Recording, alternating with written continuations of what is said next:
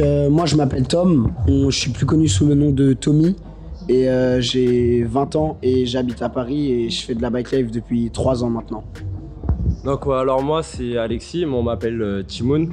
Moi j'ai 19 ans et ça va faire 5 ans ouais, que je suis dans le domaine de la bike life à vélo. Moi je m'appelle Nicolas, on m'appelle Gauger et j'ai 20 ans. Et ça fait 5 ans que je fais de la bike life avec Timoun. Salut les gars, moi je m'appelle Jean, j'ai 36 ans et ça fait maintenant longtemps que je fais du BMX flat en pro. Ouais. À l'époque j'habitais à Paris dans le 15e, je sais pas où vous connaissez. Et j'ai vu une démo de bike de flat à l'Aqua Boulevard, je sais pas si vous connaissez l'Aqua Boulevard, ouais. J'habitais à côté et du coup j'ai trouvé ça ultra stylé. Le freestyle et tout, et j'ai acheté un vélo et depuis j'ai jamais arrêté. Comment j'en suis arrivé à être pro? En fait, je m'entraînais juste pour progresser.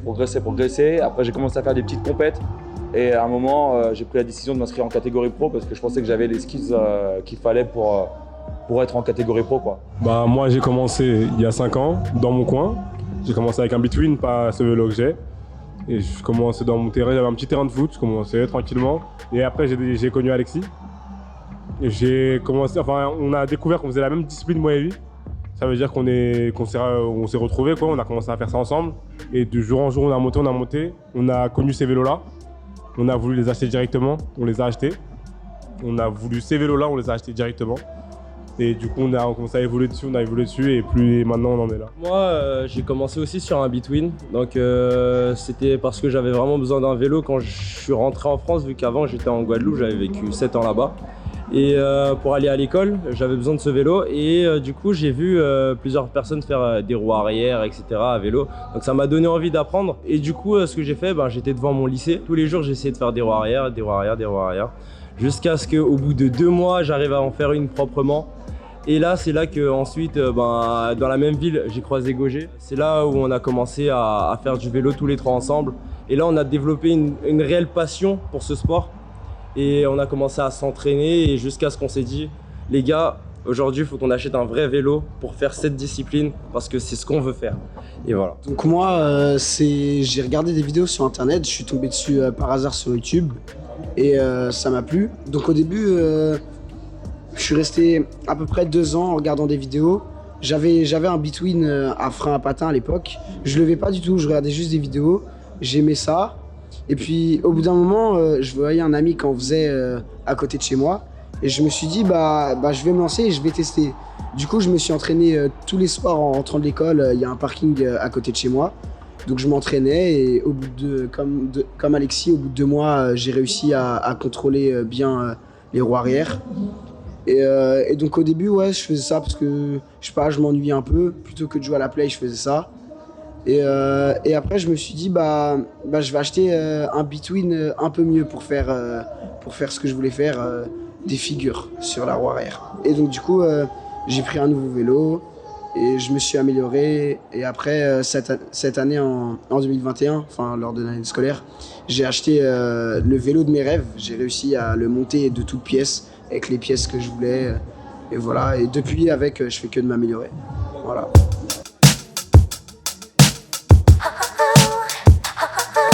Alors moi, la première fois que j'ai vu du flat, c'était à un événement pour Golden Blocks et où j'ai croisé Jumelin, Alex Jumelin,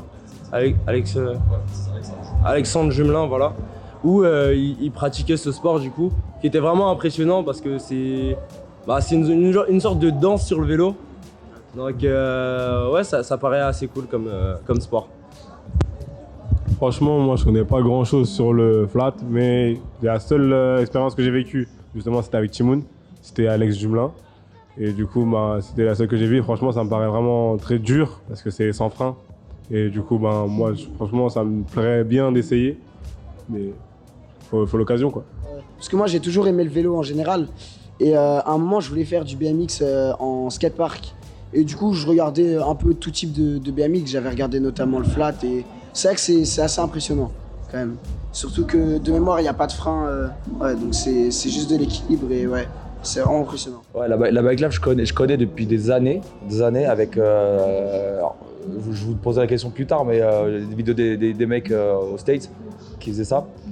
Moi, je trouve ça assez dingue la façon dont vous arrivez à manier le vélo et rester à enchaîner les figures sur la roue arrière comme ça en ligne droite et tout.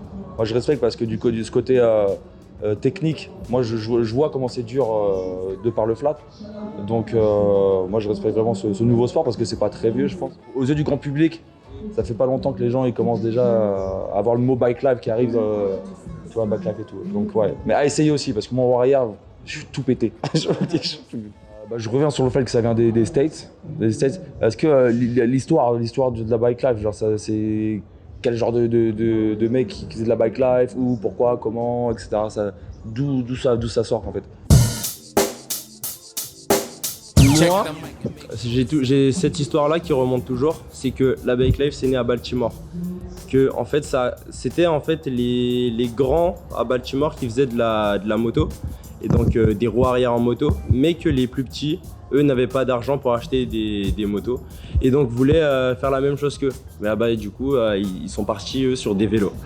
Et c'est de là où est née du coup la bike life. En tout cas, les deux parties de la bike life, donc c'est-à-dire celle à moto et celle à vélo. C'est pour ça qu'on est liés en fait les deux.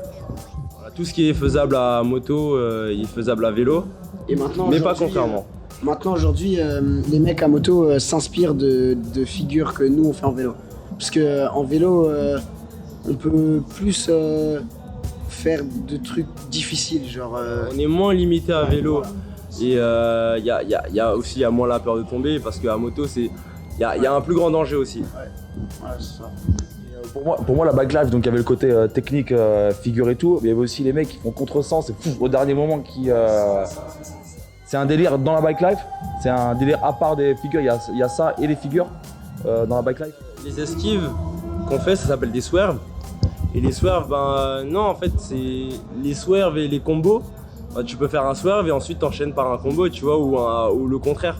Tout est lié en fait. Dis-moi, juste une question, comment tu fais pour tourner par exemple, tu es sur le cale-pied avant et ton vélo tourne dans le même sens mais sans bouger. Par exemple, je sais pas si tu vois, mais en gros, ta roue arrière elle est en l'air et tu tournes en 360. Bonne question, j'ai posé une réponse toute bête, je m'entraîne. Genre j'essaye et bon, à un moment, je sais pas pourquoi, peut-être ça vous le fait aussi. Ouais, c'est une question d'équilibre. À un moment, ton corps, tu vas te mettre en position, ton corps il va avoir une mémoire de position, mémoire gestuelle, ouais. Il va se dire, comme ça, je suis bien. Et à un moment, tu réfléchis même plus, tu montes dessus, boum, t'es en équilibre. Voilà, c'est l'habitude. C'est t'en bouffes des heures et des heures et des heures et des heures et des heures, et à un moment, clac, ça passe. Je disais, c'est de la synchronisation, c'est comme un vélo, il faut savoir gérer le frein.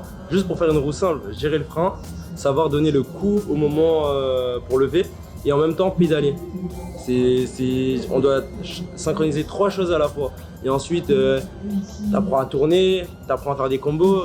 Et en fait, tout ça, au final, tu te rends même pas compte que tu le fais parce que c'est ton corps qui prend l'habitude de le faire. Moi, j'avais juste une question. C'était, en fait, quand tu tombes, est-ce que c'est des grosses chutes où tu te fais vraiment mal? Alors, j'ai appris à tomber. Bizarrement, tu le sens venir, tu sens que tu vas perdre l'équilibre, etc. Et c'est jamais des gros... Enfin, j'ai déjà eu des grosses chutes, mais jamais avec des gros dommages, tu vois. Je me suis fait mal au poignet, t'as une petite cheville qui des fois part, tu te blesses au genou, mais c'est jamais vraiment vénère. Ça reste des trucs chiants qui vont t'handicaper 1 semaine, 2 semaines, mais jamais quelque chose de vraiment dangereux, quoi. Voilà. Et vous, ça se prend des grosses chutes? En fait, ça dépend. C'est soit quand tu es rapide et tu sais pas ce qui va se passer et tu vois que d'un coup ton frein lâche, là c'est des grosses chutes. Là c'est des grosses chutes ça. En fait, tout dépend en fait. Si tu vois que tu tentes un trick mais tu sais pas le faire et que tu tentes sur la route, tu le tentes à basse vitesse. Tu ne tentes pas à une grande vitesse, ça veut dire que tu ne sais pas et que tu vas pas te faire trop mal. Mais si tu tentes un truc et le truc tu le rates, tu le rates, tu tombes. Tu fais vraiment une grosse chute. Tout dépend. Moi je sais quand je m'entraîne, bon moi je suis tout seul, c'est un sport où on est souvent tout seul. Vous ça se passe comment? Moi je sais que j'arrive, je mets mon son, Je prends 3 heures et je m'entraîne sur mes figures, etc. Mais est-ce que vous, genre, vous vous rejoignez entre vous, ça practice entre vous? Tout dépend. On se rejoint entre nous, mais on met nos écouteurs pour être motivés pour nous. Mais ça, en fait, ça dépend. Sinon, parfois, on fait des séances où ça commence par un échauffement, c'est-à-dire qu'on commence avec des tricks basiques, où le premier, il va partir, il va faire le tricks, et en fait, chacun doit faire le tricks, tu vois. Chacun fait son tricks, et ensuite, on remonte et on fait de plus en plus dur, tu vois. Comme ça, on fait un bon échauffement, et ensuite, ça part vers la fin sur des tricks que dans sa spécialité, tu vois. Genre le tricks que tu veux mettre et qu'à la fin, tu te donnes l'objectif, avant de partir, que tu dois le mettre.